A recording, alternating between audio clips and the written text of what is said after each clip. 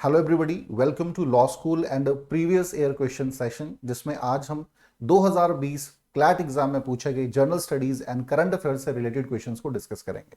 इसका first part हम already discuss कर चुके हैं। सेकेंड पार्ट जो है, जिसमें कुछ इंपॉर्टेंट आपके पैसेजेस हैं, उनको आज हम इस टॉपिक के माध्यम से, इस सेशन के माध्यम से डिस्कस करने वाले हैं। तो चलिए स्टूडेंट, शुरू करते हैं आज का सेशन।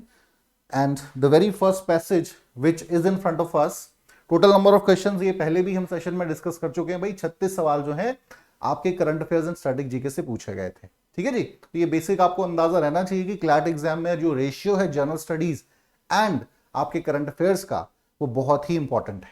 ठीक है जी। एक लाइन शेयर में सवाल आपसे पूछे जा रहे हैं। सो फर्स्ट पैसेज की तरफ मूव करेंगे हम। पहला हमारा पैसेज है, start reading the lines.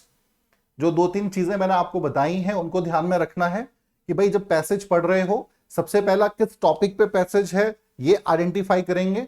Then theme क्या है इस पैसेज की, उसे आइडेंटिफाई करेंगे and the key points. Then you can answer the questions. Directly जो सवाल पैसेज में गिवन है उनके डायरेक्टली आंसर आपको पैसेज में नहीं मिलने वाले हैं। You just got the hints.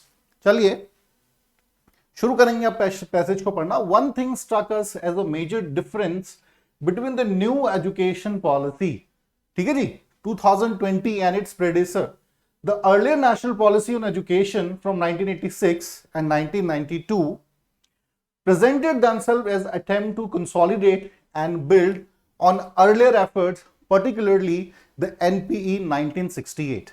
So basically जो आपका कह सकते हैं टाइटल रहेगा पैसेज का, वो है न्यू एजुकेशन पॉलिसी। 2000 की जो न्यू एजुकेशन पॉलिसी है उसमें क्या चेंजेस आए हैं बेसिकली। ठीक है, इससे पहले जो न्यू एजुकेशन पॉलिसीज थी उनका जिक्र मिल रहा है और क्या कुछ नए जो कीवर्ड्स हैं उन्हें फाइंड आउट करते हैं। चलिए सो नेक्स्ट लाइन पढ़ेंगे हम। Is the new education 2020 policy on the other hand is very keen to establish that it different from everything in the past. ठीक है जी। तो ये आप कह सकते हैं कि नई काफी परिवर्तन जो है इस नई एजुकेशन पॉलिसी में करे गए हैं। इसके अलावा की पॉइंट्स आप देख सकते हैं, मैं सारा पैसेज नहीं पढ़ रहा हूं, जस्ट जो की पॉइंट्स हैं आपके, जैसे हायर एजुकेशन इंस्टीट्यूशन की यहां पर बात करी गई है। ठीक है जी। या जो इंपॉर्टेंट कुछ डाटा है, multidisciplinary with each populated by more than 300 students with at least one in or near every district. तो ऐसे जो इंपॉर्टेंट डाटा जिसमें है, लैंग्वेज के कंटेक्स्ट में बात करी गई है, लोकल एंड इंडियन लैंग्वेजेस के कंटेक्स्ट में पैसेज में।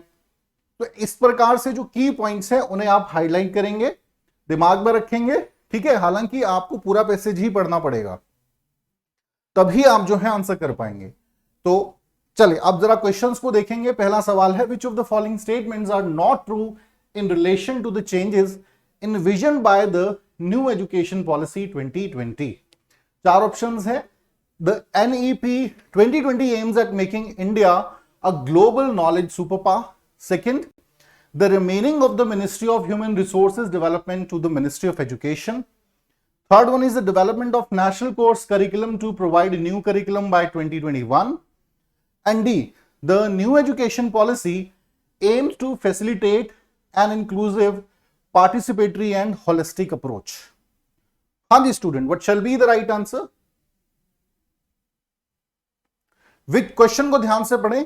Which of the following statements are not true in relation to the changes envisioned by new education policy?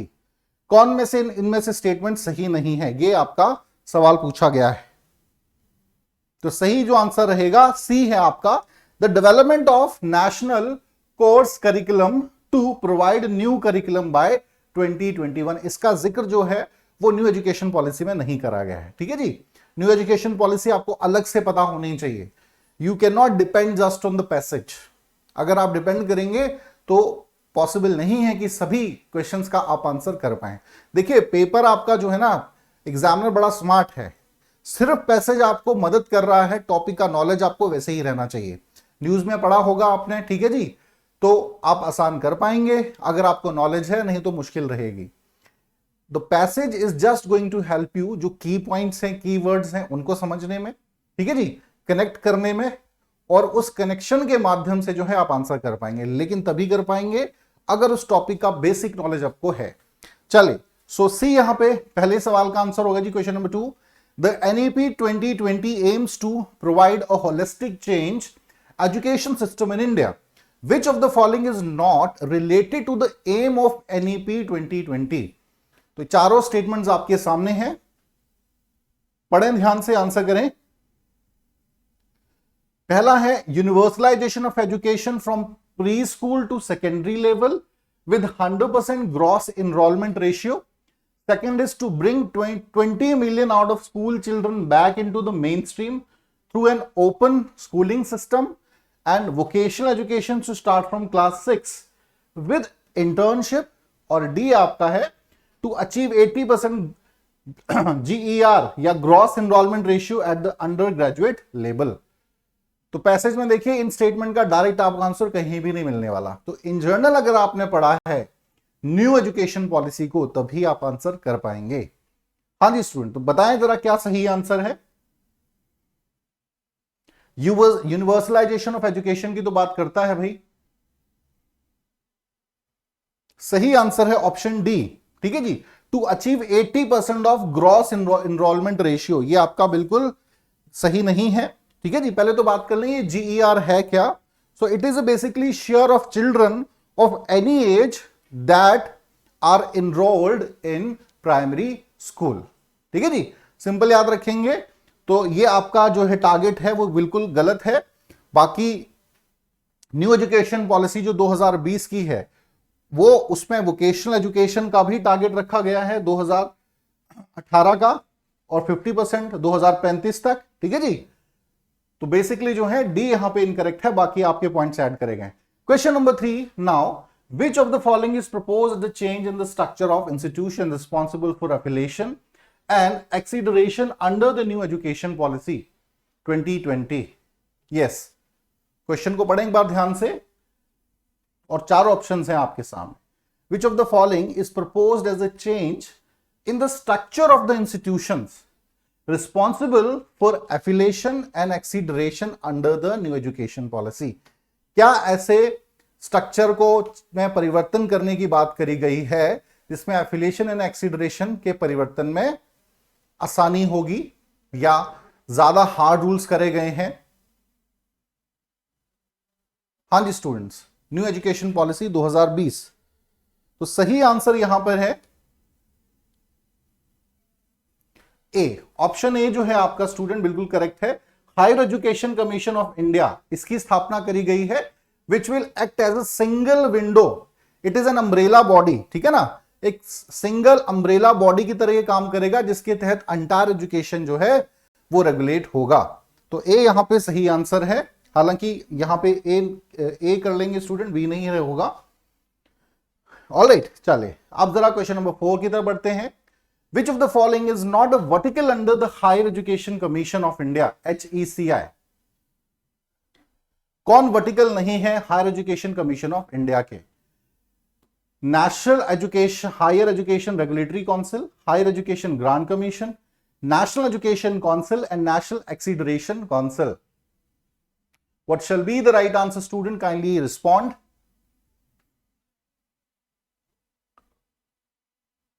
Answer करेंगे कौन वर्टिकल नहीं है? तो सही आंसर है आपका option C, national education council is not consider vertical to the higher education council of India. ठीक है जी, सिंपल सवाल है। अगले सवाल पर आएंगे। देखिए कुछ सवाल ऐसे हैं जिनको बहुत ज्यादा एलैबोरेट करने की आवश्यकता नहीं है, ये तभी समझ आएंगे अगर आप पूरी तरीके से एक बार न्यू एजुकेशन पॉलिसी को गो थ्रू करेंगे जो 2020 में पारित करी गई थी। Education question number 5, what is the proposed percentage of expenditure for education out of GDP under the new education policy 2020? हाँ जी student, what is the proposed percentage of expenditure? चारों ऑप्शन आपके सामने हैं, 11%, 6%, 4.6, 9%। तो यहां पर बी आपका स्टूडेंट सही आंसर है। According to the national education policy 2020, जिसके तहत ये कहा गया है एक्सपेंडिचर के लिए basically calls for the public investments education to 6% of GDP. चलें अब नेक्स्ट पैसेज की तरफ बात करेंगे। पहला पैसेज आपका न्यू एजुकेशन पॉलिसी पे था, कुछ क्वेश्चंस थे। ठीक है जी, और मैंने कहा कि भाई आप तैयारी जो है ना जब से सीरियसली नहीं करोगे। एक और बहुत आपको मैं एक इंपॉर्टेंट चीज बताता हूं, made the habit to read Hindu newspaper, it's very important. Reason मैं बताता हूं, बहुत सी जो पैसेजेस हैं ये आपके इंडियन एक्सप्रेस या हिंदू न्यूज़पेपर के ही आर्टिकल्स हैं, तो अगर आपने पढ़े होंगे समवेयर, आपके दिमाग में वो चीजें रहती हैं, and it will help you lot while answering the questions in the examination. So make the habit of reading newspaper, very important part of your preparation. Well, let us start the second passage. Days after India-Pakistan tensions spilled over into a meeting of the Shanghai Cooperation Organization.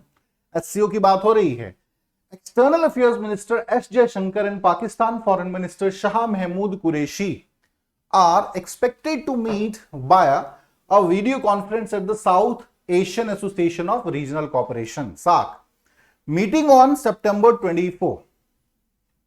तो basically बात किसकी हो रही है, यहां पे SCO की बात हो रही है। पैसेज का जो बेसिकली टाइटल रहेगा that is associate with the SCO. Alright, now इसकी थीम क्या है उस पर बात करेंगे और की पॉइंट जो है वो ध्यान में रखेंगे।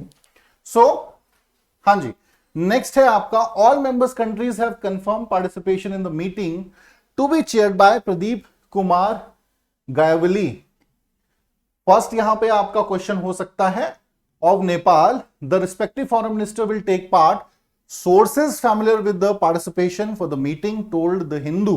देखिए हिंदू का आर्टिकल है ये, referring to the 8 members of SAARC including 8 members of SAARC. ये आपके गैप दिए हैं, including Bangladesh, India, Nepal, Pakistan and Sri Lanka. तो ये जो गैप्स हैं ये फिल करने हैं आपको क्वेश्चंस की फॉर्म में।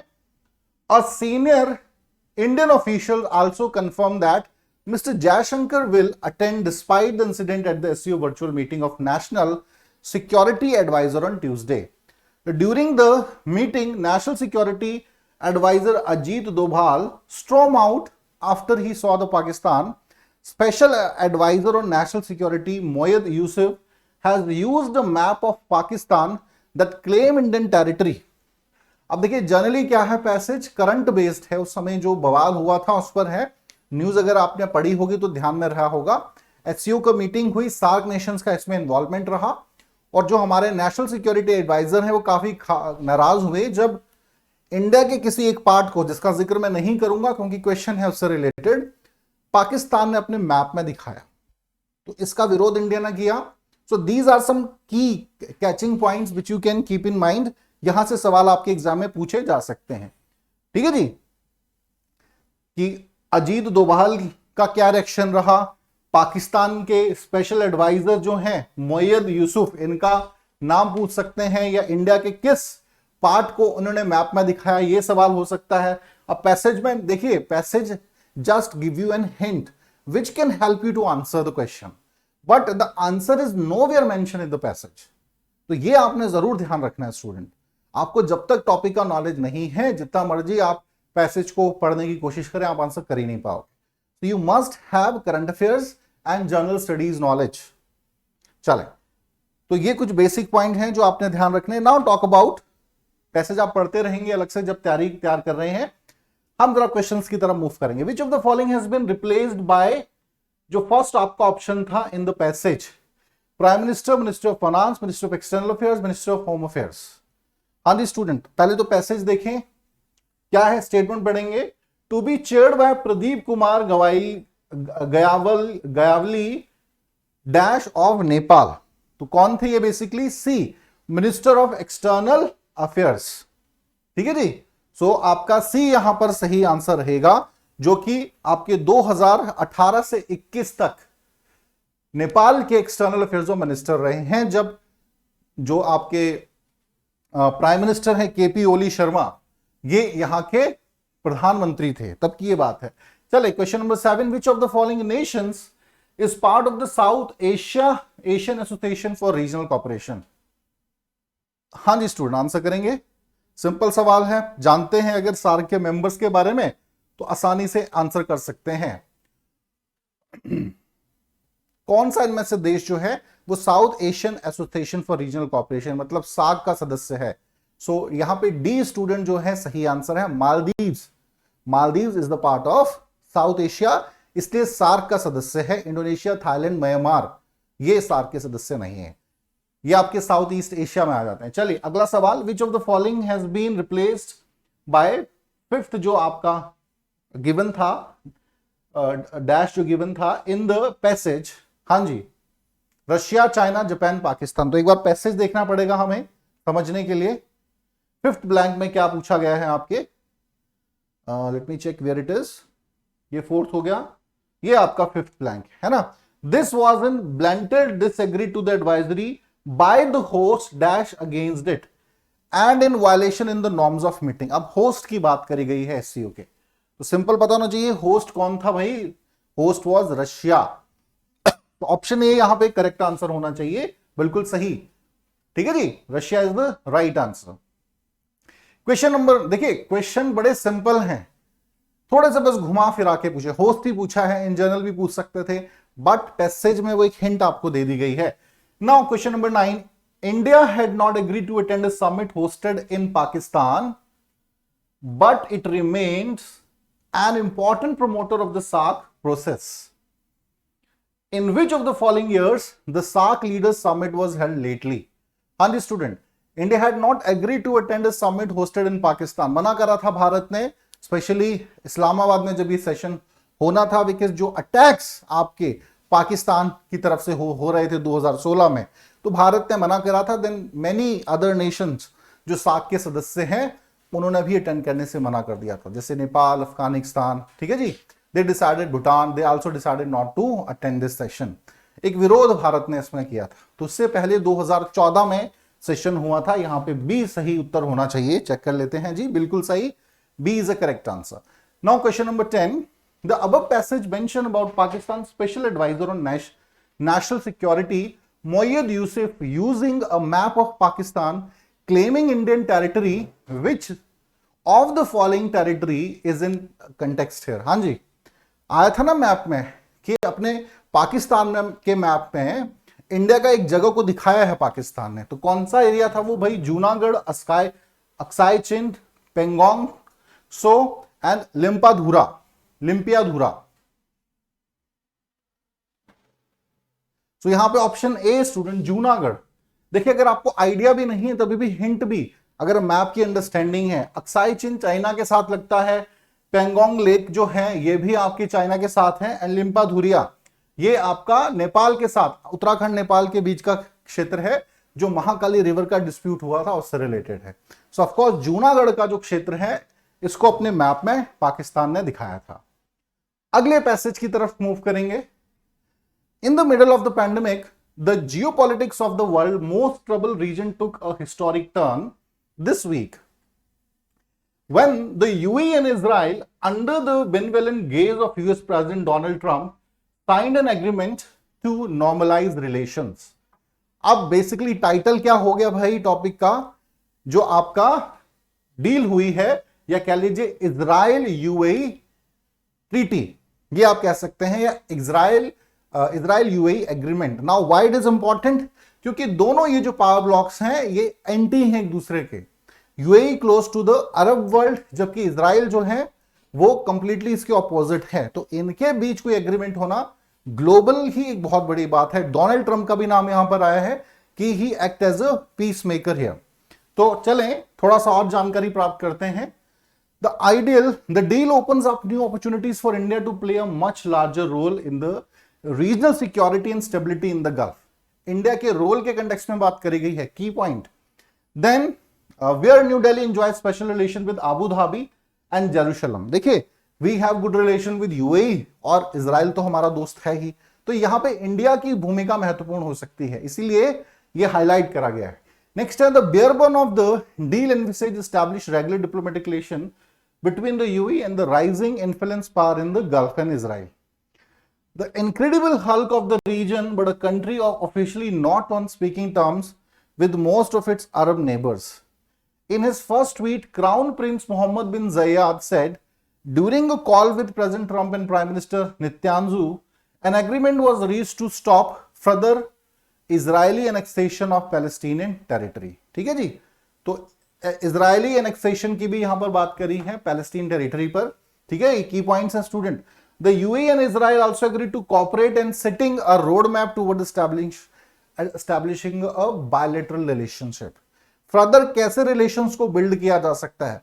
देखिए यूएई की भूमिका इसलिए इंपॉर्टेंट है कि यूएई जो है वो यहां पे एक पीस मेकर का रोल प्ले कर सकता है कल को पैलेस्टीन इशू को रिजॉल्व करने के लिए, क्योंकि कोई अरब देश खुलकर सामने नहीं आया है, तो यहां पे यूएई आ रहा है, तो ये इंपॉर्टेंट हो गया। कुछ और इंपॉर्टेंट पॉइंट्स हैं जहां पे हम ध्यान देंगे, बाकी तो स्टेटमेंट्स हैं। Many of other powers such as Oman, Bahrain, Egypt and Jordan, apart from big global powers and India have welcomed the deal. इन देशों ने वेलकम किया है, ये आपके सारे गल्फ हैं, गल्फ नेशंस हैं, ओमान, बहरीन, इजिप्ट, जॉर्डन, ठीक है। एक समय में इन सभी के रिलेशन इजराइल के साथ खराब थे, अभी ये इस डील को वेलकम कर रहे हैं। ऑफ कोर्स इंडिया इसमें शामिल है। Iran has slammed it, Iran ने इसको बिल्कुल स्लैम कर दिया है। ईरान, टर्की का नाम एंड सीरिया का नाम यहां पे आ रहा है। दोज हैव कंप्लीटली जो है कि इस प्रकार की डील नहीं होनी चाहिए इजराइल के साथ, जब तक पैलेस्टीन इशू को नहीं रिजॉल्व करेंगे हम कोई एग्रीमेंट साइन नहीं करने वाले। This is basically the stand of this block. Now talk about Saudi Arabia has been very quiet. Saudi Arabia इस पे बहुत चुप रहा, कोई स्टेटमेंट सऊदी अरेबिया ने नहीं दी, जबकि एक इंपॉर्टेंट इंटरनेशनल प्लेयर है आपके मिडिल ईस्ट में। तो ये आपके की पॉइंट्स हो गए student. Now talk about questions. पहला सवाल, the US is seen as the major role player in the peace deal between Israel and UAE, which of the following is not reason for the involvement of US in the deal? हाँ जी student, कौन सा main कारण है? The deal grants a diplomatic win to the US president Donald Trump ahead of the presidential election. The effort of the USA to bring the war in Afghanistan to an end have not been a success yet.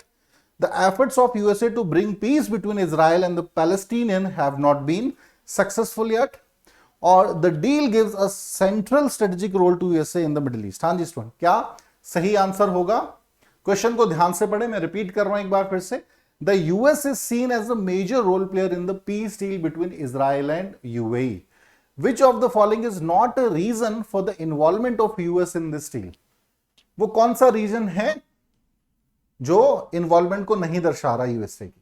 हाँ जी student, तो यहां पे जो है D सही answer रहेगा। The deal gives a central strategic role to USA in the Middle East. ठीक है जी, कोई सेंट्रल स्ट्रेटेजिक रोल नहीं बन रहा है, हालांकि एक पीस मेकर की भूमिका में जरूर यहां पे यूएसए या डोनाल्ड ट्रंप को इसका फायदा भी मिलेगा इलेक्शन। अब तो चलो जब हम ये डिस्कस कर रहे हैं तब तक इलेक्शन हो चुके हैं, जो बाइडेन प्रेसिडेंट बन चुके हैं, लेकिन जब ये इंसिडेंट हुआ था तो उसका, क्योंकि इलेक्शन होने थे उस समय, तो डायरेक्ट फायदा डोनाल्ड ट्रंप को मिलता। अफगानिस्तान में यूएसए एक मेजर की प्लेयर है, उसकी भूमिका और बेटर होती। ठीक है जी, तो ये सारे रीजंस बाकी ठीक है। चले question number 12, which of the following is true in relation to the stake of Palestine in the peace deal between UAE and Israel? हाँ जी student, Israel has recognized Palestine as an independent nation. This can be an opportunity for the Palestine to establish diplomatic relation with Israel. Third, the deal mark both a win and setback to the Israel-Palestine relations. And D, a peace treaty would also be signed between Israel and Palestine. हाँ जी student, क्या answer होगा इस peace deal का? तो सही answer है option C. ठीक है जी, the deal marks both win and setback to the Israel Palestine relation. अब विक्ट्री उन देशों के लिए है जो सपोर्ट कर रहे हैं, एक रेजोल्यूशन निकलना चाहिए, और जो आपके काफी स्टॉन्च पैलेस्टीनियन सपोर्टर हैं, like Nations like Syria, Iran, ठीक है जी, टर्की, वो इस डील का जो है विरोध ही करेंगे। तो दोनों हमें मिक्स एक रिएक्शन यहां देखने को मिला। Question number 30, which of the following is not a direct impact of the peace deal in the Middle East region? The deal smoothens the UAE's international campaign to be seen as a beacon of tolerance in the Middle East. It puts the UAE as a leader in the regional power dynamics among the neighboring Gulf Arab states. C option पढ़ेंगे. The deal gives Netanyahu a domestic boost at a time when Israel coalition government is in crisis due a coalition compulsions, and the deal marks a historic day and a significant step towards the peace in the Middle East. हाँ जी student, कौन सा इसमें option है जो direct impact नहीं डाल रहा है इस पीस ट्रीटी का मिडिल ईस्ट रीजन में? तो सही आंसर है D, the deal makes a historic day and a significant step towards peace in the Middle East. ठीक है जी, ये कोई डायरेक्ट इंपैक्ट इस पीस डील का नहीं पड़ रहा, बिकॉज सिर्फ ये बायलैटरल रिलेशन है दो देशों के बीच में। चलें, question number 14, the peace deal between Israel and UAE can also be seen as a great opportunity for the India in the Middle East region. Which of the following is not related to strategic goals of India in the Middle East? हाँ जी student, चारों option screen पे है, पढ़ेंगे।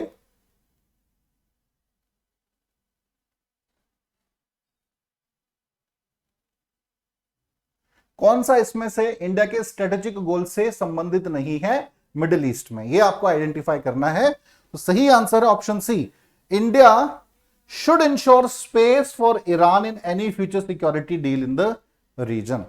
ये हमारे strategic गोल का हिस्सा नहीं है जब हम मिडिल ईस्ट की बात करते हैं। ठीक है जी, तो चलें, क्योंकि देखिए ईरान के साथ भी हमारे रिलेशंस हैं। इंडिया तो चाहेगा इजराइल भी हमारा दोस्त है, यूएई के साथ संबंध अच्छे रहे और ईरान के साथ भी हम अपने रिलेशंस को और बेटर कर पाए। एक अच्छा, एक एनर्जी रिच रीजन है, बहुत से हमारे प्रोजेक्ट चल रहे हैं। चाबार पोर्ट में इंडिया का इन्वेस्टमेंट है ईरान के। ठीक है जी, ऑयल कल को हम इंपोर्ट कर सकते हैं। तो सी यहां पे सही आंसर है। Which of the following is correct? हाँ जी, Israel doesn't have a constitution. Israeli constitution is like ordinary law. There is a constitution but a basic law of 1950 and Israel has a constitution of 1967।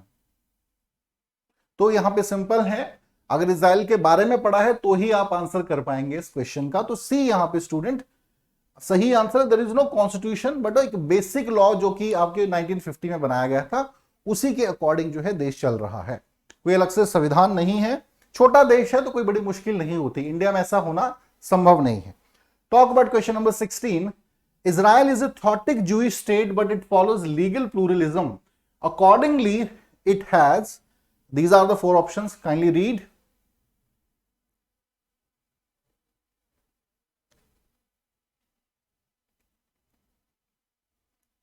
देखिए basically क्या होता है, legal pluralism क्या होता है इसको समझा दूं।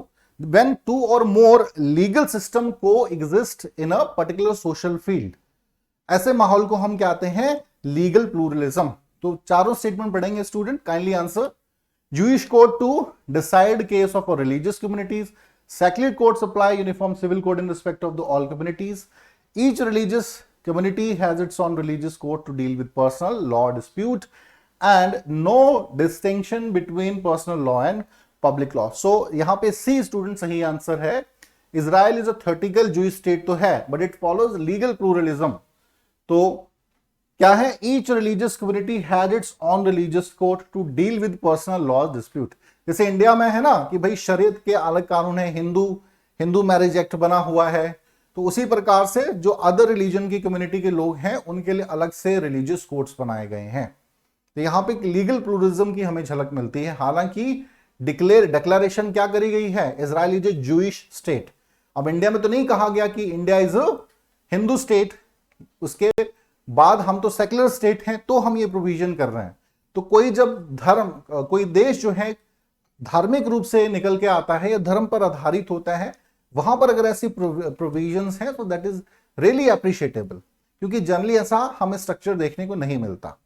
ठीक है जी, तो this is something about the topic. Interesting international relation के ये टॉपिक रहे। I hope you enjoyed this all. तो चलिए स्टूडेंट, आज के लिए इतना ही, एंड आई होप कि ये जो हमारी PYQ सीरीज है, it will help you lot to understand the nature of the questions, किन बातों को ध्यान रखना है, न्यूज़पेपर रीडिंग कितनी इंपॉर्टेंट है, पैसेज पढ़ते वक्त कौन सी बातों का ध्यान रखेंगे, और कंप्लीटली डिपेंड कि भाई पैसेज पढ़ लिया आंसर कर देंगे, ये जो मिथ है ये आपके दिमाग से अब निकलने चाहिए।